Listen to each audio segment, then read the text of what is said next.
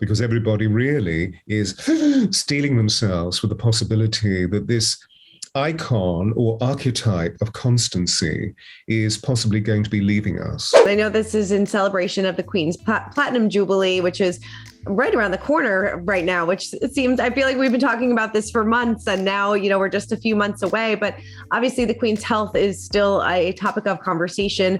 What have you heard, and how is she doing? Well, she's actually really well, in terms of the sense of the way that her constitution at the age of 96 is functioning, apparently, according to the doctors. The issue is that as a result of this acute calcification in her lumbar vertebrae, that she's finding it very difficult to move, which is immensely frustrating for the mobility of the Queen, meaning that she, not just physiologically, but emotionally, mentally, she's extraordinarily capable, independent, and mobile. So it's stopping her from driving, it's stopping her from riding, it's stopping her from, just the simple thing of gaining independent access to a staircase.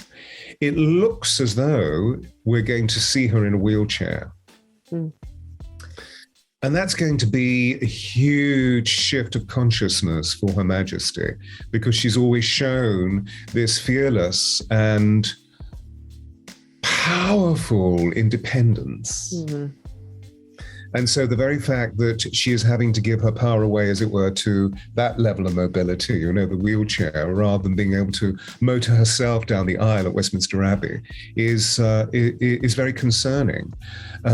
Queen Elizabeth is not looking very well from that point of view, apparently overall her health is very robust for a 96-year-old, but there is this issue of mobility. So we'll have to wait and see. Hopefully we can pray for a miracle. Right. So you think at Philip's memorial coming up next week, she will probably be, there have been some reports that they're trying to have, put together a plan of how that she's going to get there, whether that be by helicopter, by car, but it seems like probably they'll do the quickest thing if she is wheelchair bound.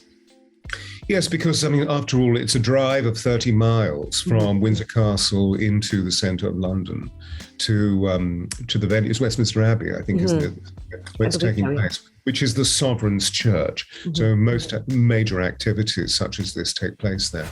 And then, of course, getting out of the car and walking all the way down, it's almost a quarter of a mile, all the way down the aisle of the Abbey.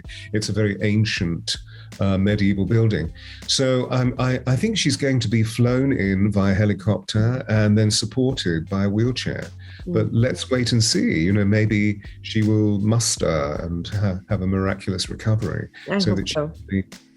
Or, maybe there's another way of her being able to gain access, whether it's to do with the fact that, that she is taken a back route by a wheelchair and then she walks just a few paces and they create pomp and circumstance around that change of mobility.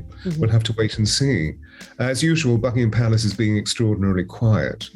And I think it's largely to do with the great changes that have taken place within the Constitution per se of the royal family. So to look from the micro to the macro, because after all, there were huge eruptions as a result of Harry and Meghan deciding to move on their campaign of liberation. Much more severely so were all the shenanigans around Prince Andrew, which seems to have been resolved in the most extraordinary way. And Prince Philip's passing, and now the Queen. And so we really are looking at the chronicle of changing times.